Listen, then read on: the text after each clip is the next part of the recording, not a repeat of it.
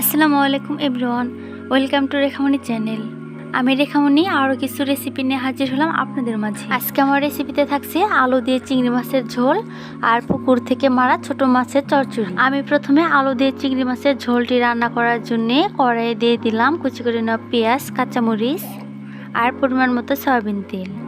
দিয়ে দিলাম 1 চামচ পরিমাণ আদা রসুন বাটা, পরিমাণ মতো লবণ, 1 চামচ পরিমাণ ধনিয়া গুঁড়ো, হাফ চামচ হলুদ গুঁড়ো আর 2 চামচ পরিমাণ মরিচ গুঁড়ো। এখন আমি দিয়ে দিলাম 1 চামচ পরিমাণ মাছের মশলা।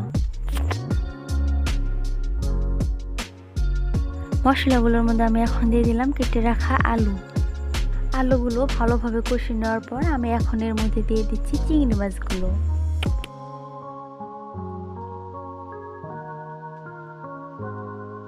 আলু আর চিংড়ি মাছগুলো ভালোভাবে কষিয়ে নেওয়ার পর আমি এখন দিয়ে দিচ্ছি পরিমাণ মতো পানি। কিছুক্ষণ রান্না করে নেওয়ার পর আমি এখন এর মধ্যে দিয়ে দিচ্ছি 1 চামচ পরিমাণ শাহি জিরে গুঁড়ো। শাহি জিরে গুঁড়ো দেওয়ার পর আমি এভাবে কিছুক্ষণ রান্না করে নেব।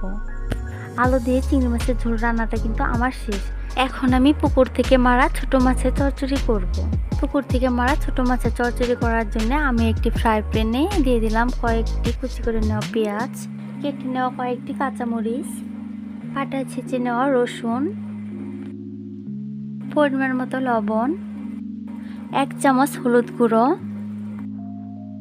1.5 চামচ পরিমাণ মরিচ গুঁড়ো, 1.5 চামচ পরিমাণ দিয়ে দিচ্ছি মাছের স্পেশাল মশলা। এখন আমি দিয়ে দিব পরিমাণ মতো সয়াবিন তেল। সবগুলো মশলার উপকরণ দেওয়ার পর আমি এখন এগুলো ভালোভাবে মেখে নেব।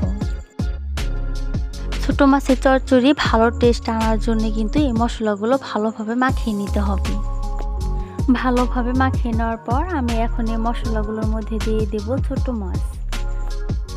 এখন আমি এই মশলাগুলোর সাথে ছোট মাছগুলো ভালোভাবে মেখে নিব। যে কোনো ছোট মাছ চচ্চড়ির জন্য এভাবে হাতে মেখে দিলে কিন্তু রান্নাটা অনেক মজা হয়। গ্রাম বাংলায় মা আর চাচিরা তারা কিন্তু এভাবে হাতে মেখে ছোট মাছ চচ্চড়ি করতো। মাছগুলো মশলার সাথে ভালোভাবে মাখিয়ে নেওয়ার পর এখন আমি অল্প পরিমাণ পানি দিয়ে রান্না করে নিব। এখানে আমি বেশি একটা পানি দিইনি, কারণ রান্নার সময় অনেকটা পানি উঠে আসবে। এখন আমি একটি ঢাকনা দিয়ে ঢেকে 15 মিনিটের জন্য রান্না করে নিব।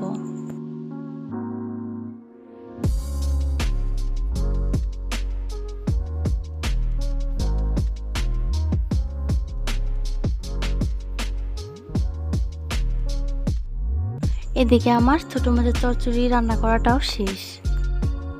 তৈরি হয়ে গেল কিন্তু আমার দুটো রেসিপি, পুকুর থেকে মারা টাটকা ফরমালিন মুক্ত ছোট মাছের চচ্চড়ি আর হচ্ছে আলু দিয়ে চিংড়ি মাছের ঝোল। আর অবশ্যই আপনারা বাসায় এই রেসিপিগুলো ফলো করে রান্না করে খেয়ে দেখবেন। আশা করছি অনেক ভালো লাগবে। ভালো লাগলে অবশ্যই লাইক, শেয়ার ও কমেন্ট করতে ভুলবেন না। তো সবাই ভালো থাকবেন, সুস্থ থাকবেন। আল্লাহ হাফেজ।